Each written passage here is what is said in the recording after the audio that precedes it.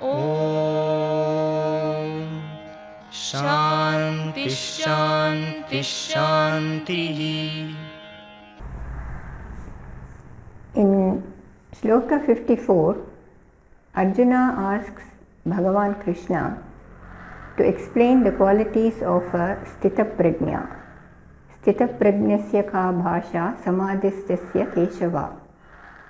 In the Yoga Sutras, chapter 1, Sutra 20, Shraddha Virya Smriti Samadhi Prajna Purvakaiteresham, we find the word Samadhi Prajna there.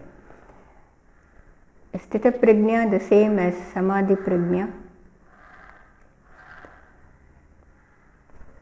In the Yoga Sutra, Samadhi leads to Prajna. The same thing is mentioned here if you look into the previous verse itself. Through Samadhi there is a Nischala Buddhi.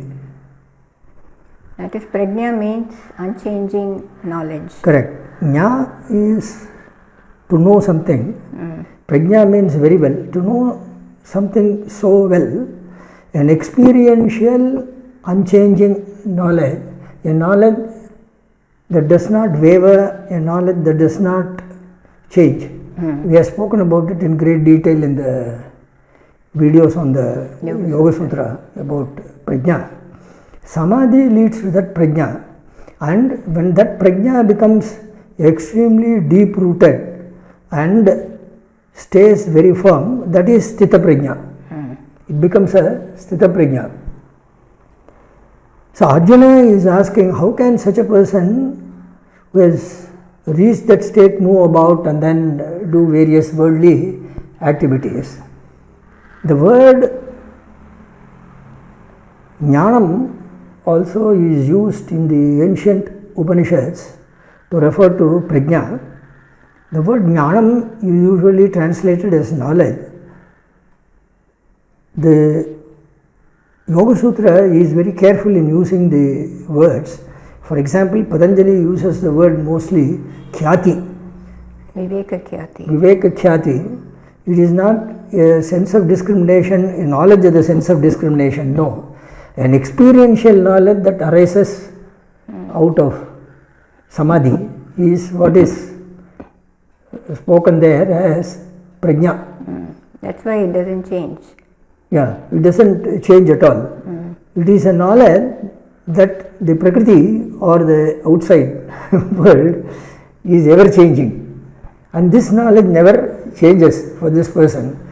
For normal people like us, it always, we take, we leave, we take, we leave, Sukha and Dukkha continues to alternate for us. That is why for a yogi, it doesn't alternate. In fact, that is stated as the beginning of the path of yoga. That's why Patanjali says, Parinamadava samskara dukkher gunavritti virodhacha dukkameva sarvam vivekinaha. Vivekinaha, here, there, he refers to yoginaha. For a yogi, he says, this is something which you cannot change. Dukkha is inevitable. That is why the next sutra also, Heyam Dukkhamanagatam. Heyam Dukkhamanagatam, Patanjali is not saying that you can avoid future Dukkha, no. He is saying the yogi realizes that there is always Dukkha in the past, present and future because of the changing nature of the Prakriti. That is what is in experiential knowledge, Prajna, that comes about. So therefore, the Bhagavad Gita also says a yogi who has reached that state, Vitaraga Bhayakrodaha.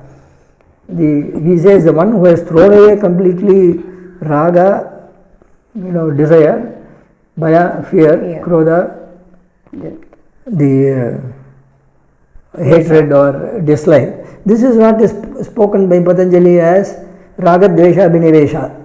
These three kleshas, a yogi who has completely uprooted this, he has that Sthita Prajna.